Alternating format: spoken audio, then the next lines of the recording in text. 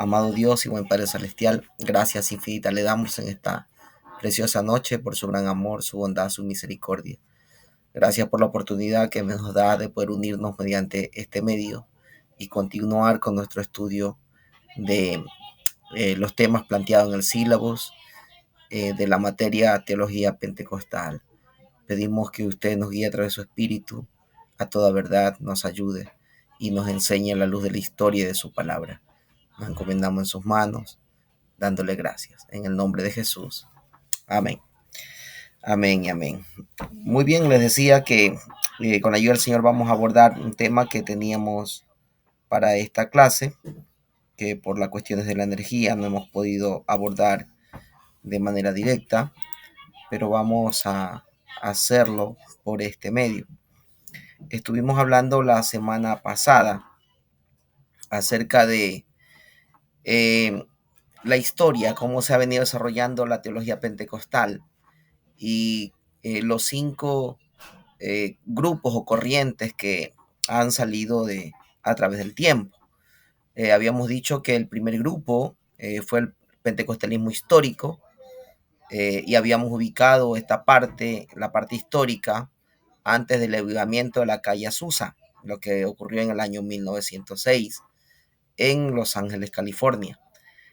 Lo segundo es el pentecostalismo clásico y esto ocurrió posterior a lo surgido en el avivamiento de la calle Azusa.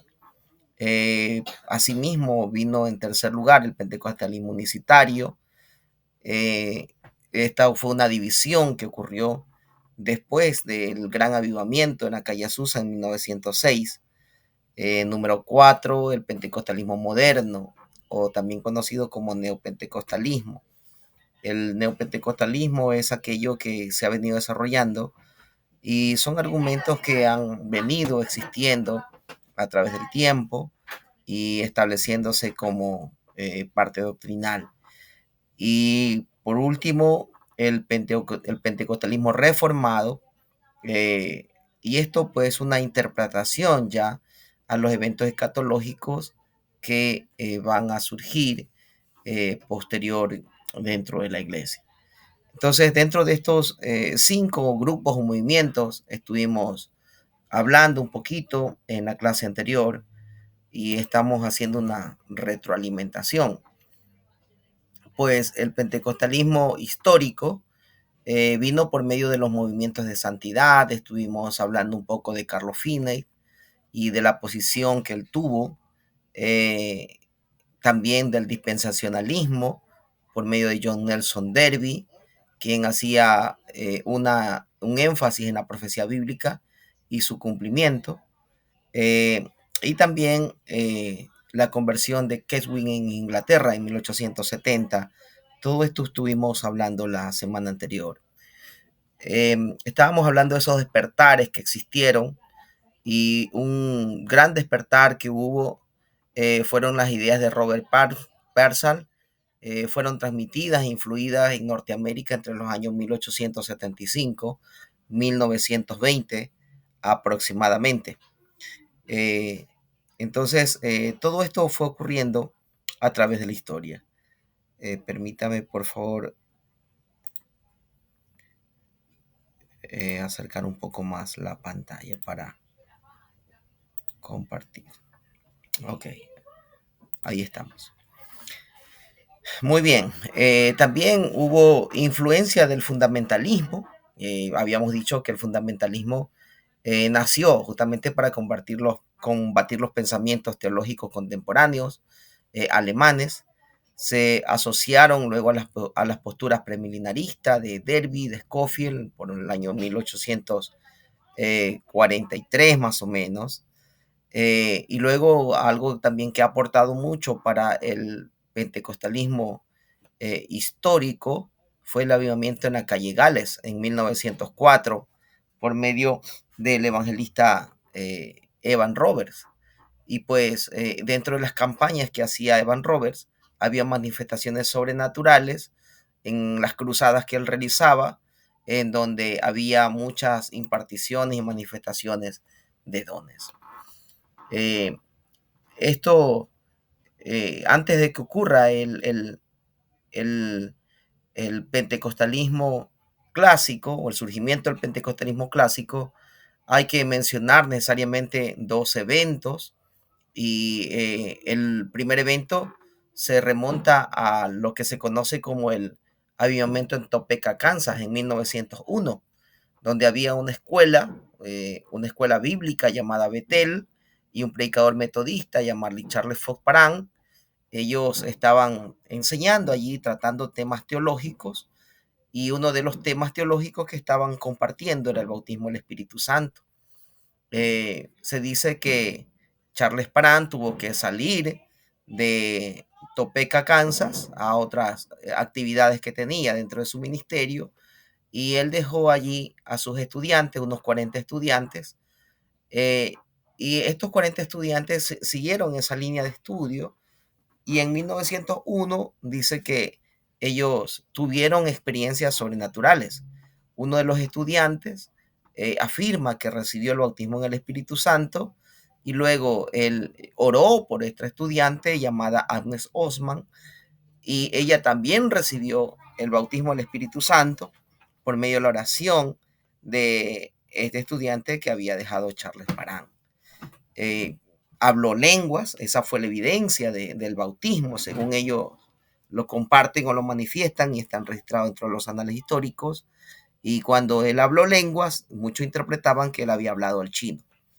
Entonces, esta enseñanza ellos la promulgaron por toda Kansas, luego Missouri y Texas, y recibieron allí en primera instancia mucha oposición, porque los que no estaban convencidos de esta manifestación del Espíritu Santo, ellos en cierta manera desarrollaron una fuerte oposición.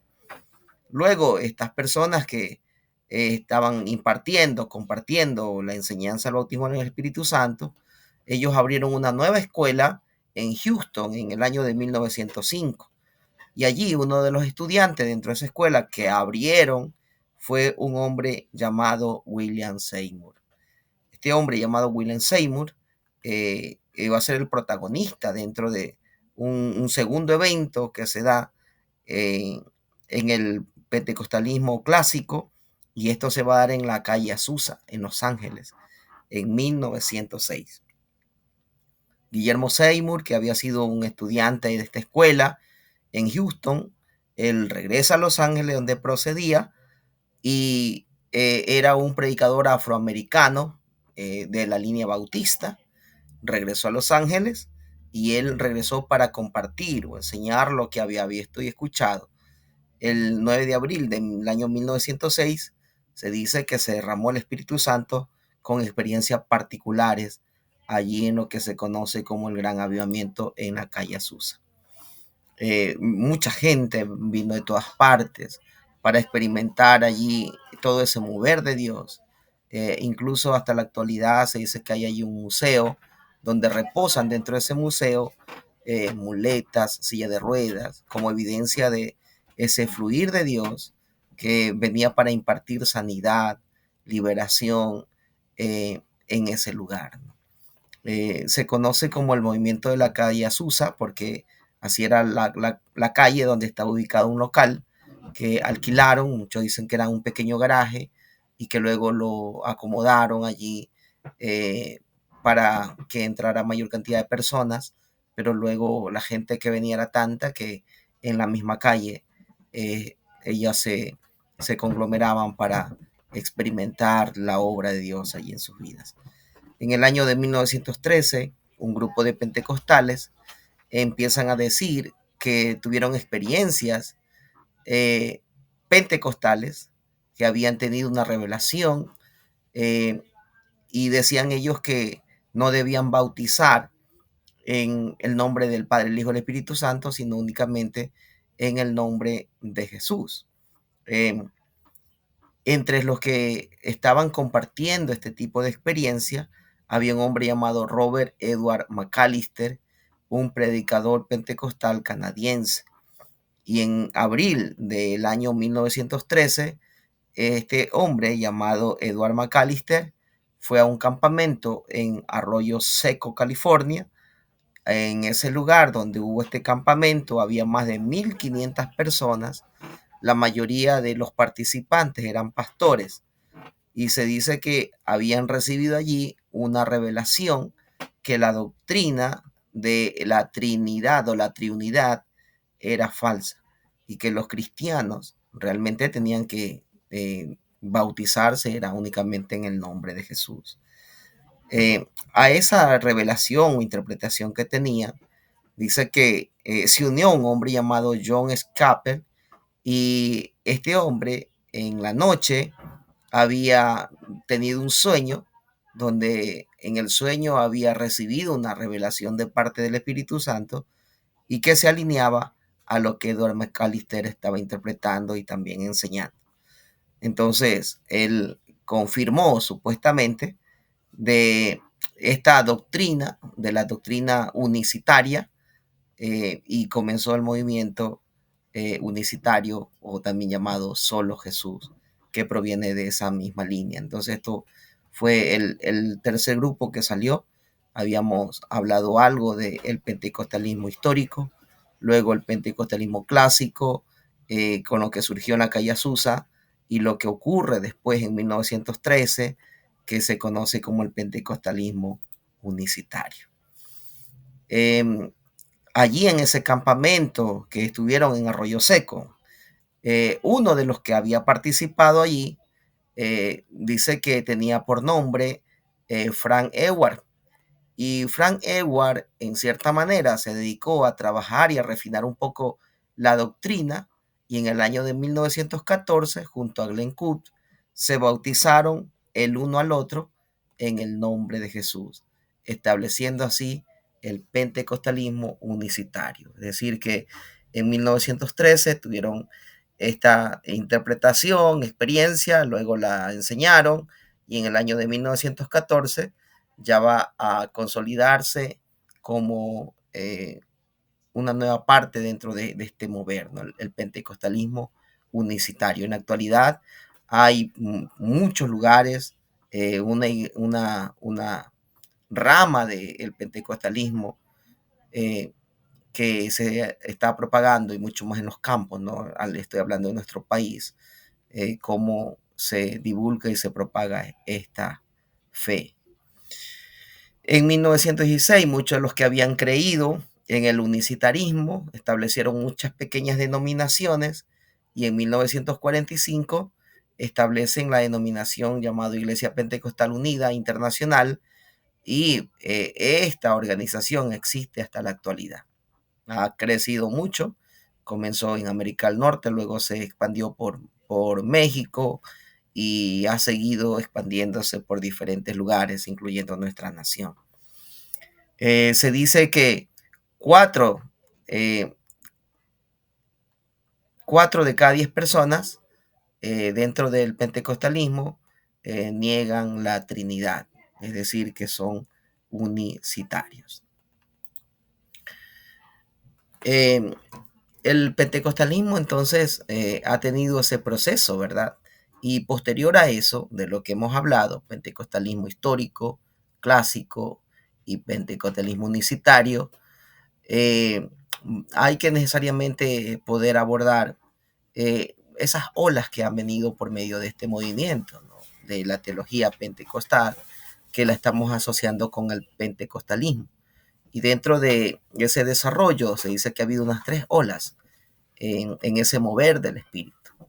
Entonces, lo primero es el avivamiento de Topeka y Azusa, en donde en ese año, en el año 1906, donde ocurre el avivamiento en la calle Azusa, y en 1901 había ocurrido lo de Topeka. Dentro de este desarrollo, en el año de 1914, nacen las Asambleas de Dios. Las Asambleas de Dios, organización a la cual nosotros nos debemos y pertenecemos, y pues con mucha honra de pertenecer a esta denominación, que es una de las más grandes a nivel mundial, con una doctrina sana. Y esta denominación surge en el año de 1914. También dentro de este mover pentecostal, en el año de 1923, se dice que nace la iglesia cuadrangular. Y la iglesia cuadrangular, que fue fundada prácticamente en el año de 1993, su fundadora fue una mujer que muchos dicen su vida fue bastante controversial y el nombre de ella fue Aimee Semple McPherson. Eh, Ella en sí se le considera que fue la fundadora de el movimiento de la iglesia cuadrangular. Su crecimiento debió enfrentar un sinnúmero de oposiciones, es decir, el movimiento pentecostés. Una de ellas fue la Conferencia Fundamentalista de Chicago en 1928. Ellos rechazaron el pentecostalismo, afirmando que era una amenaza para la iglesia. En 1943 fue aceptada en la recién Asociación Nacional de Evangélicos. Eh, Como se pudiera catalogar que este movimiento ha estado de alguna u otra manera asociado, influido por olas, han habido unas 3 olas a través del desarrollo histórico. Vamos a hablar un poquito de la primera ola. La primera ola se dice que uno de los principales influyentes para esto fue Thomas B. Barrett. Y este hombre fue uno de los que asistió a la calle Azusa junto a un hombre llamado Lewi Petrus, y ellos llevaron el pentecostalismo a Europa. En Europa levantaron sendas iglesias en ciudades como Estocolmo y Oslo. En Alemania, Jonathan Poole se convirtió y en 1907 este hombre se ha convertido en un ferviente pentecostal en la calle Susa, y él llevó el pentecostalismo a Alemania. Eh, pero en primera instancia fue rechazado, luego comenzó con una pequeña iglesia en su casa, después de que no tuvo mucho éxito en sí en algún local. El pentecostalismo en Alemania en cierta manera no prosperó mucho porque allí se terminó imponiendo el pensamiento moderno en lo que era personajes que influyeron mucho en el racionalismo, en el romanticismo y posteriormente en la teología contemporánea. Entonces el pentecostalismo en sí como que no prosperó eh, en gran manera. Luego el pentecostalismo también se expandió para la India, Corea y China a partir del año 1907. En el año de 1910 también comenzó en Chile un fuerte mover pentecostal por medio del pastor metodista Willy Huber. En Brasil, igual que en Chile, en 1910, surge por medio de Luis Francescón y posteriormente también va a llegar a México. En la segunda ola, que ocurre ya en la década de los 50, los evangelistas William Marriott, Branham y Oral Roberts enfocaron sus cruzadas en iglesias tradicionales. El pentecostalismo caló dentro de otras denominaciones, incluyendo también la Iglesia Católica, por medio de los grupos carismáticos, ¿verdad? Porque se dice que experimentaban también ellos mucho dentro del ámbito, eh, en el ámbito de la experiencia, bautismo del Espíritu Santo dentro del catolicismo romano, y pues surgen los grupos carismáticos. Posteriormente se incluye también dentro de los seminarios por medio de un hombre llamado David Duplessis. Este hombre también aportó muchísimo dentro del desarrollo histórico. Eh, pues hay que mencionar necesariamente que luego de David Duplessis surge la figura de David Wilkerson, y pues yo creo que muchos de nosotros han escuchado a David Wilkerson, incluso hay una película basada en él, inspirada en él, y en uno de sus libros que él escribió que se llamó La Cruz y el Puñal. Pues de seguro ustedes habrán visto también esta película que ha sido usada en diferentes generaciones a partir de esas décadas, donde se dice que él llevó la palabra a las pandillas y allí terminó conociendo a Cristo un hombre llamado Nicky Cruz, ¿no? Em, Luego John Cyril, con su obra Hablan en otras lenguas, ¿verdad? También aportó mucho para el desarrollo del pentecostalismo. Oral Roberts y Pat Robertson, su hijo, usaron también los medios comunicativos y cadenas televisivas como la CBN y el Club 700. Por medio de este club llegaron a millones de personas y el pentecostalismo pues creció, ¿no?, dentro de esta llamada segunda ola. En 1961 atrajo a muchos hippies el pentecostalismo, ¿no?, por medio de el movimiento de Jesús. Y pues ellos hablaban allí de amor y paz, ¿no? Este movimiento muy conocido también que fue influido mucho por el pentecostalismo. Luego vino una tercera ola, esto ocurrió ya por los años 1980, con lo que se conoce como la nueva reforma apostólica. Y esto en cierta manera es el surgimiento ya de lo que se conoce hoy en día como neopentecostalismo. Hay allí una, dicen ellos, una renovación de odres nuevos. Entre los primeros o los precursores dentro eh, de esta tercera ola del pentecostalismo, que pues, se conoce más bien como neopentecostalismo, están hombres como Donald McGravan y Peter Wagner. Eso pues ocurrió a mediados del año 1950 en un seminario muy reconocido a nivel mundial como es el seminario Fuller. El seminario Fuller, una institución teológica, influyendo mucho a través de la academia, abrieron un movimiento misionero, empezaron ellos a poner énfasis en la llenura del Espíritu Santo, en todos los dones del Espíritu, y que ellos afirmaban que esos dones siguen vigentes hasta la actualidad.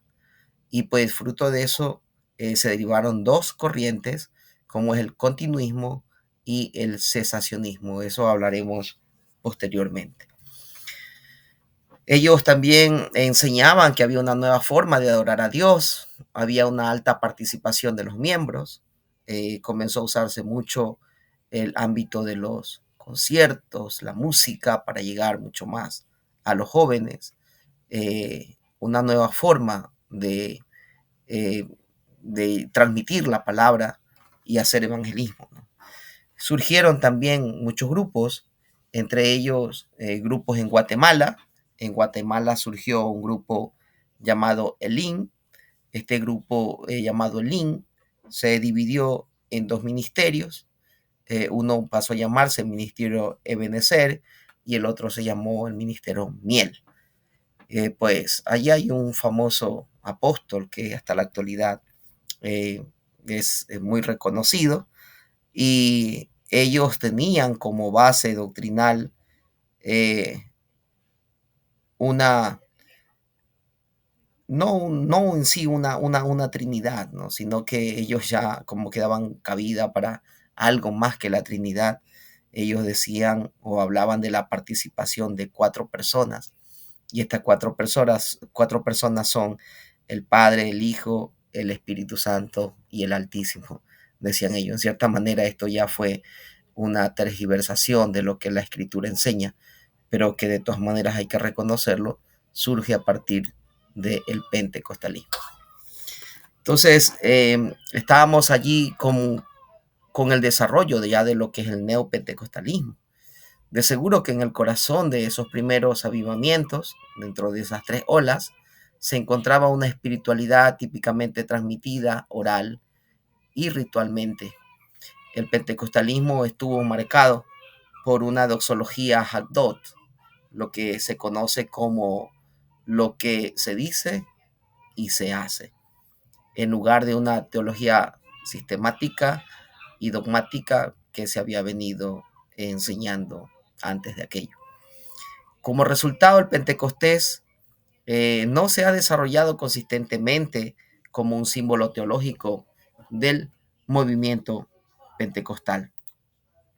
Las convicciones, las creencias y enseñanzas entre los pentecostales a menudo se formulan en el lenguaje y la estructura de otras confesiones teológicas o culturales y con frecuencia sufren malentendidos y tergiversaciones porque influye mucho allí la experiencia, la cultura y eso pues como que está colaborando para tener muchos malos entendidos, muchas tergiversaciones. Entonces, yo propongo que el camino a seguir para la teología pentecostal constructiva está marcado por un camino hacia adentro y hacia afuera de las creencias y prácticas concretas que emergen con el día de Pentecostés. Pues en cierta manera hay personas que han interpretado de manera correcta, pero hay otras que seguramente con ese afán o deseo se han inclinado a desviaciones, como estábamos viendo hace un momento, que allí en Guatemala ya no había únicamente una interpretación de Trinidad, sino una cabida para participación de 4 personas dentro de su línea de enseñanza teológica. Entonces hay que tener un poco de cuidado porque los desequilibrios siempre tienden a perjudicar. En otras palabras, Pentecostés entonces eh, necesariamente hay que considerarlo para pentecostalismo y teología pentecostal, porque muchos atribuyen que la teología pentecostal se nutre o se alimenta a partir de la experiencia de la fiesta de Pentecostés que narra la escritura en Hechos capítulo 2 y pues allí con cierta parte de la doctrina y también de la manifestación que hubo en aquel tiempo.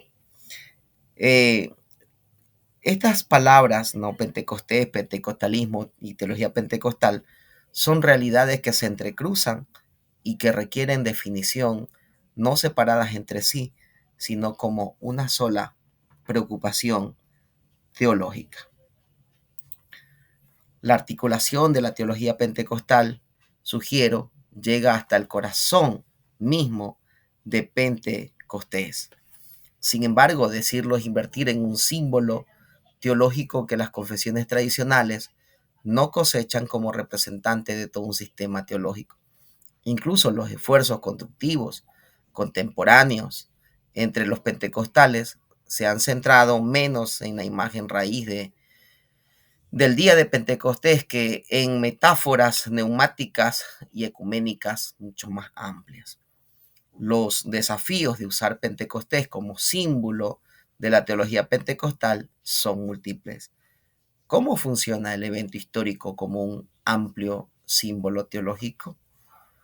¿Cómo emplea la teología pentecostal a Pentecostés sin el riesgo de ser acusado de reduccionismo teológico o primitivismo histórico? En otras palabras, ¿cómo nos movemos de Pentecostés a pentecostal y viceversa? Pues en mi opinión, la respuesta a estas y otras preguntas requieren que construyamos pentecostal a lo largo de 3 puntos focales que se cruzan. Primero, rastreando cómo los pentecostales encuentran en la trama del día de Pentecostés una tradición teológica genuina y distinta. Número 2, el proponer un marco narrativo teológico desde el día de Pentecostés que capture las convicciones teológicas del movimiento. Y por número tercero, analizando cómo la narrativa completa del Evangelio se basa en la espiritualidad, experiencias, afectos y prácticas concretas de la adoración pentecostal. Esto era lo que nos había quedado pendiente del tema anterior y pues había que complementarlo, ¿verdad? Para eh, allí tenerlo bastante definido. Dentro de esos grupos que según la línea histórica surgieron a partir del pentecostalismo, ¿no? Esos 5 grupos que estuvimos viendo, como son el pentecostalismo eh, histórico, el pentecostalismo clásico, el neopentecostalismo, el pentecostalismo reformado también, ¿verdad? Entonces estuvimos revisando un poquito aquello. Muy bien, ahora revisemos también un poquito de la teología pentecostal en el comienzo de la prehistoria, ya que según lo que nosotros entendemos, eh, el, el mundo cómo se ha venido desarrollando, está desarrollado en lo que se considera como la prehistoria. La prehistoria fue lo que ocurrió antes de la venida de Cristo.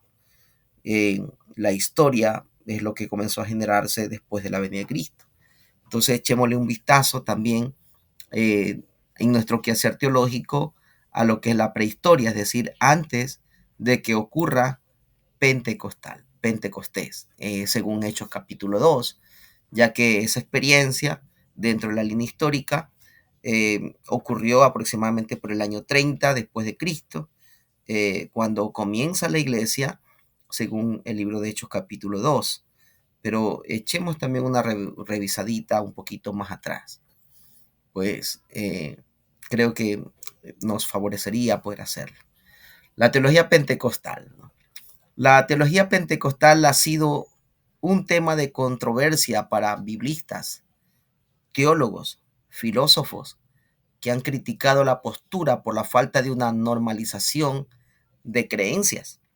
Sin embargo, tales críticas no puede hundir el pentecostalismo respecto a sus prácticas y experiencia, porque está fundamentada en el bautismo, en el Espíritu Santo, con la experiencia de hablar en otras lenguas y, por supuesto, acompañado de que esa experiencia es escritural, está en la Biblia. Hablemos un poquito entonces de la teología en los comienzos de la historia o la prehistoria. La teología pentecostal siempre ha tenido un espíritu que ha motivado a la feligresía a buscar la sanidad, la conversión y la salvación. Se dice que estos son los tres pilares fundamentales en sí de la teología pentecostal. La teología pentecostal, una vez más, reafirmo, ha tenido un espíritu que ha motivado a la feligresía a buscar, número 1, la sanidad. Número 2, la conversión. Y número 3, la salvación. Esto entonces es la estructura en sí de la teología pentecostal. La teología pentecostal ha tenido un marco, y ese marco referencial es la Biblia, pues siempre, en nuestra opinión, la teología debe partir de la Biblia. La Biblia es la principal fuente para hacer teología. Entonces, la teología en torno a la Biblia. Y aquí hay posiciones de pensadores que creo que nos aportan mucho para poder poner una posición. Según Duffield y Nathaniel, el movimiento pentecostal no está basado solamente en una experiencia emocional, pues no se pudiera hacer teología únicamente con el aporte o la experiencia de una persona, pues necesariamente debe influir también otro factor para poder sostener, para que sea la base, una base sólida de lo que se comparte, ¿no? Se dice entonces, según Duffield y Nathaniel, que la teología pentecostal está basado en toda la Biblia como la palabra de Dios. También tenemos el aporte de Stanley Horton. Y Stanley Horton dice que la formación de una buena teología es la siguiente. La buena teología la escriben quienes tienen cuidado de permitir que sea la revelación bíblica la que les dé forma a sus puntos de vista. Y qué interesante lo que dice Stanley Horton, ¿verdad? Porque creo que tiene mucho peso lo que él dice, porque definitivamente la buena teología la escriben quienes tienen cuidado de permitir que sea la revelación bíblica la que les dé forma a sus puntos de vista, porque únicamente dejarlo a la luz de la experiencia pudiera no ser definitivamente una buena idea, porque estaría descartando la revelación divina que siempre Dios la ha sustentado a través de su palabra. En la Biblia entonces vemos a Dios descender a la corriente de la vida y la historia humana para llevar a cabo su gran plan de redención. Y definitivamente nosotros en la Biblia siempre estamos apreciando que Dios se revela a la humanidad por medio de su palabra para mostrar el plan que él tuvo desde el inicio para redimir a esa humanidad que decidió por su propia voluntad alejarse de Dios y que luego Dios va a buscar o va a revelar la forma como iba a rescatarla de ese ambiente en el que estaba sumergido. En otras palabras, entonces la Biblia presenta sus verdades en medio de situaciones históricas, en lugar de darnos una lista sistematizada de lo que enseña. Hablemos un poco de esa estructura a la que estaba haciendo referencia hace un momento, ¿verdad? Porque decía que eh, la, la teología pentecostal tiene estructuras y una de esas grandes estructuras es la predicación o la enseñanza de la salvación.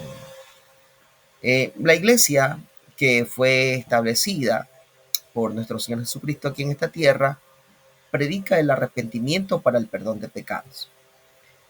Y esta predicación que tiene como un punto de partida, que es el arrepentimiento para el perdón de pecados, está basada en sí en los evangelios. No solo en lo que los evangelios dicen, sino lo que significa también la palabra evangelio. Eh, pues conocemos que este término significa buenas nuevas, buenas noticias, y que no solo únicamente lo dice como un argumento de definición, sino que pudiera añadírsele también que el término evangelio no solo significa buenas noticias, sino buenas noticias que afecta de manera positiva al corazón del ser humano. Eh, Basado entonces eso, nadie puede entrar en el reino de los cielos sin que haya aceptado a Jesucristo como su único Salvador y Rey que viene muy pronto. Esto ya no es una experiencia personal, esto es una enseñanza escritural que se revela desde el Antiguo Testamento. De cierta manera, o en cierta forma, no está dicho de manera directa acerca de la participación del Hijo de Dios llamado Jesucristo, que es una revelación del Nuevo Testamento, pero sin embargo está implícito dentro de muchos pasajes que Jesús está allí. De hecho, eh, el libro de Proverbios, en el capítulo número 8, donde se muestra la sabiduría personificada, pues se entiende claramente que esa sabiduría personificada es nuestro Señor Jesucristo. Y Jesús es el que vino a realizar esa obra redentora y que sin aceptar esa obra redentiva en parte de Jesús, sería imposible que alguien pueda entrar en el reino de los cielos. Entonces, la salvación se muestra a lo largo de la palabra, porque vemos que siempre Dios ha estado salvando. En el Antiguo Testamento, por ejemplo, vemos uno de los libros proféticos, el libro de Jonás, un profeta menor, donde Dios tiene la intención de enviar a Jonás a predicar. ¿Y predicar qué? Predicar salvación, pero para que haya salvación se necesitaba que toda una nación que era muy grande en aquel tiempo tenía que partir de un arrepentimiento sincero y genuino. Entonces Jonás fue enviado a la ciudad de Nínive, una ciudad que era no era israelita, era una nación, eh, muchos certifican en la historia también, una nación completamente pagana, eran incluso enemigos acérrimos de los israelitas, pero Dios muestra que Él quería salvar, porque siempre la intención de Dios ha sido salvar a la humanidad. Y pues envía al profeta Jonás para que el profeta allí predique las buenas nuevas de salvación y este pueblo sea salvo. Vemos que la predicación de Jonás produjo un fruto de arrepentimiento en el corazón allí de todos los habitantes y por ende Dios salvó a toda esta nación. Entonces, mire que si habla la Biblia de esta parte estructural en el Antiguo Testamento. También podemos ver que cuando Dios va a rescatar, va a sacar a su pueblo, al pueblo de Israel, desde Egipto, según el libro de Éxodo, él lo saca con mano poderosa, primero envía plagas, pero después cuando ya está en medio del desierto, por el capítulo 33 del libro de Éxodo, allí habla de que Moisés le pide a Dios que el principal elemento para proseguir dentro de ese camino de salida por el cual iban, necesitaban que Dios camine con ellos. Y pues Dios le aseguró que su presencia iría en medio de ellos y le daría descanso, que no solo enviaría un ángel, sino que él mismo iría con ellos. Es el mismo Jesús que iba guiando hacia la salvación a su propio pueblo. Otra de las estructuras entonces también de la teología pentecostal es el bautismo en el Espíritu Santo. El bautismo en el Espíritu Santo, como dije hace un momento, es uno de los pilares fundamentales de la iglesia. En el bautismo en el Espíritu Santo, con evidencia de hablar en otras lenguas, como la experiencia personal e individual que los empodera para evangelizar, predicar y llamar a los perdidos a la grey del Señor. Stanley Horton, un conocido teólogo que mencioné hace un momento, él expresa lo siguiente. Él dice, el bautismo y los dones del Espíritu, don de lengua, es para equipar con idiomas humanos identificables, y le llama la xenolalia, a fin de predicar el evangelio en otras naciones, acelerando así el evangelio misionero. Eh, este elemento es muy importante poder considerarlo porque el Antiguo Testamento, lo que se necesitaba para poder realizar la obra era necesariamente que el Espíritu de Dios equipe a la persona para hacer la labor a la cual la había llamado. Vemos, por ejemplo, uno de los que es considerado también patriarca dentro del pueblo hebreo, y este hombre fue José.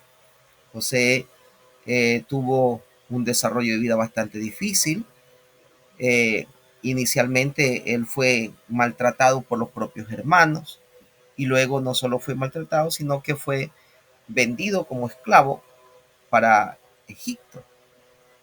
En Egipto llega a la casa de uno de los mano derecha de Faraón, eh, llamado Potifar, y dice que en la casa de Potifar él es puesto como mayordomo. Allí en la casa de Potifar, donde él ejercía este rol, o le habían encomendado esta área de trabajo, mayordomía, allí la propia esposa de Potifar se levanta para pretender tener pues algún desarrollo sentimental con él.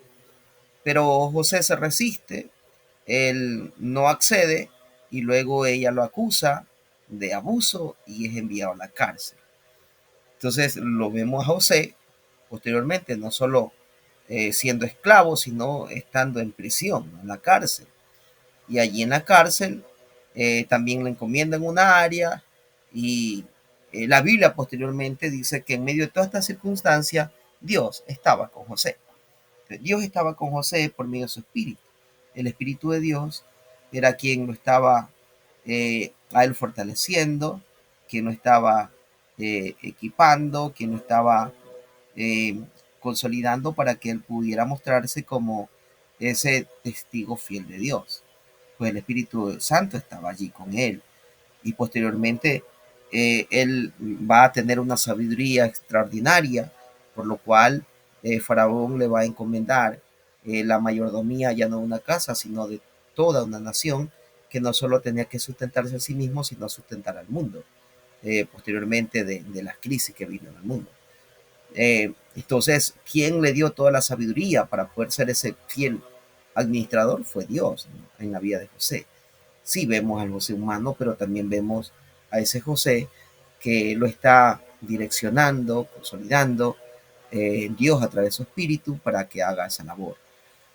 Asimismo vemos a Moisés posteriormente, que va a ser el líder que Dios va a usar para sacar al pueblo de Egipto.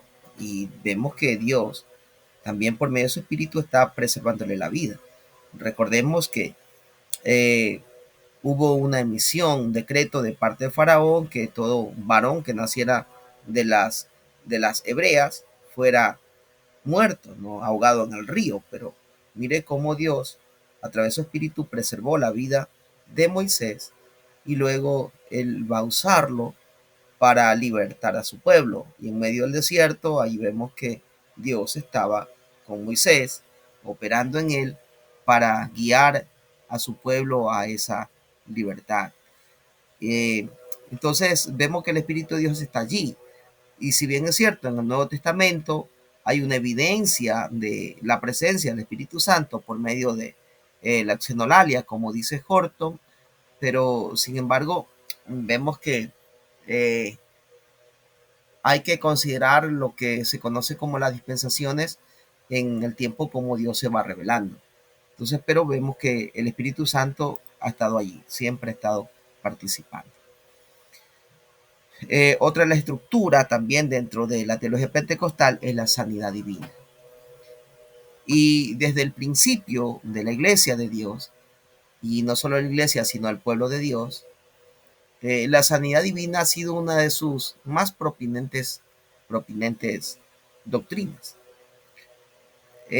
Un factor poderoso dentro de la iglesia que ha provocado muchas críticas y persecuciones de afuera, pero es una naturaleza bíblica inefable de la iglesia. Siempre Dios ha querido mostrar sanidad en el corazón del ser humano. Y se dice que la sanidad de parte de Dios está estipulada dentro de dos grandes estructuras, la sanidad física y la sanidad espiritual, porque un corazón enfermo espiritualmente no puede ser ese instrumento completo, eficaz en las manos del Señor. Entonces siempre Dios quiso sanar el corazón y mucho más después de la caída, donde el corazón del ser humano se contaminó. Y el principal factor que contaminó el corazón del ser humano, que lo trajo a una enfermedad, y no solo una enfermedad grave, sino una enfermedad de muerte, es el pecado. Por ende, lo primero que quiere hacer Dios en el corazón del ser humano es sanarlo de eh, esa, esa contaminación que tiene, ¿verdad? Esa enfermedad que tiene y que no le permite en primera instancia tener una relación personal con Dios. Y pues lo primero que quiere hacer es sanar. Y pues también Dios realiza allí sanidades físicas, no solo sanidades espirituales, y lo muestra a lo largo de la escritura. Por ejemplo, en el Antiguo Testamento nosotros vemos hombres como Namán el sirio, un hombre que eh, tenía una enfermedad física y que Dios la sanó, y la sanó para mostrar su gloria a través de esa sanidad, ¿no? La sanidad física, como fue sanarlo de la lepra. Y asimismo, conjuntamente con la sanidad física, le otorgó también una sanidad al corazón para que él deje la idolatría, ya no adore a los dioses paganos, sino que pueda conocerlo y pueda ahora relacionarse con Dios, y como él lo muestra allí en Segunda Reyes capítulo 5, donde está la narrativa histórica de la sanidad de Namán, de que él le propone al mismo Eliseo que pueda llevar una carreta de tierra de allí de Israel para llevarlo a Siria, y allí en Siria él ponerlo y en esa tierra que había bajo Israel postrarse para orar únicamente al Dios vivo y verdadero. Entonces la sanidad divina, una sanidad que opera en el ámbito físico, pero también en el ámbito espiritual. Y también una cuarta estructura dentro de lo que es la teología pentecostal es una escatología apocalíptica. Y pues la iglesia de Dios vive con esta expectativa del final de los tiempos, o el término apocalipsis, que significa correr el velo o revelación. Todo el tiempo se prepara, predica, evangeliza, hace misiones, crea campos, porque ya no hay tiempo. Cristo pronto viene. Hay un temor porque todos quieren conocer el reino de Dios. Entonces, la escatología apocalíptica es otra de las estructuras dentro de la teología pentecostal, y esto no es únicamente una experiencia personal, nos deja una enseñanza que parte de la escritura. Desde el Antiguo Testamento, Dios, a raíz de que falla el hombre en el libro de Génesis, en el capítulo número 3, Él está revelando o está evidenciando que la forma como Él iba a cubrir el pecado de ese humano era a través de la sangre del cordero, porque mata a un animalito después que el hombre ha pecado y se ve desnudo. El mismo hombre quiso cubrir su desnudez con hojas de higueras, pero no le fue suficiente, no era el elemento que necesitaban para poder cubrir esa desnudez, ese pecado, por lo cual Dios sacrifica un animal, le saca la piel y con esa piel le hace vestiduras y cubre la desnudez. Pues allí dice en Génesis capítulo 3 que Dios cubrió la desnudez. El término cubrir allí es la palabra hebrea kafar, que significa cubrir, y que luego vemos el mismo término al menos usado dentro del arca, donde el sumo sacerdote entraba para cubrir con sangre y cubrir no solo lo que era el propiciatorio dentro del lugar santísimo, sino también cubrir con la sangre el pecado del pueblo. Pues Dios siempre ha mostrado su plan redentivo, no solo en el presente, sino a futuro, porque eso era un plan redentivo a futuro. Mire que cuántos años tuvieron que transcurrir para que después de esa revelación que aparece en el libro de Génesis, en el capítulo 3, Cristo venga. Y Cristo pues fue una realidad, vino el Dios hecho carne para derramar su sangre y con esa sangre cubrir nuestros pecados. Y que pudiésemos ser nosotros libres de toda maldad y de toda condenación también eterna. Pues Dios sigue interesado en seguir salvando, por eso encomienda a la iglesia que se prepare, que predique, que evangelice, que haga misiones, que cree campos misioneros, porque el tiempo se acorta y el propósito también, o uno de los propósitos principales de Dios, es salvar, es redimir, es rescatar a la humanidad, y eso puede ser posible únicamente por medio de el aceptar a Cristo en el corazón como Salvador y Señor.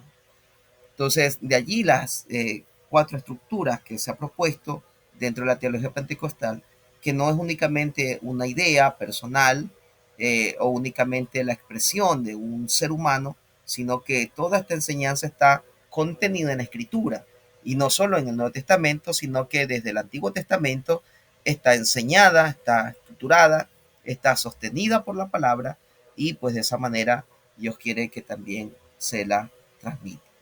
Entonces, mire qué interesante que se utiliza la palabra como un elemento principal para hacer teología, y es lo que también dentro del ámbito teológico, en la teología pentecostal, se considera.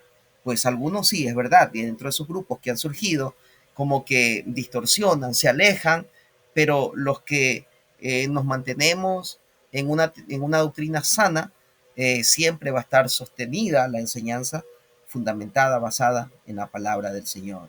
Y de allí que se propone que también después del neopentecostalismo está también el pentecostalismo reformado, y esto tiene la intención de que lo que se está saliendo fuera de lo que la escritura enseña se vuelva a enmarcar dentro de lo que la palabra revela, o dentro de lo que Dios revela por medio de su palabra. Excelente, entonces hasta aquí vamos a quedar.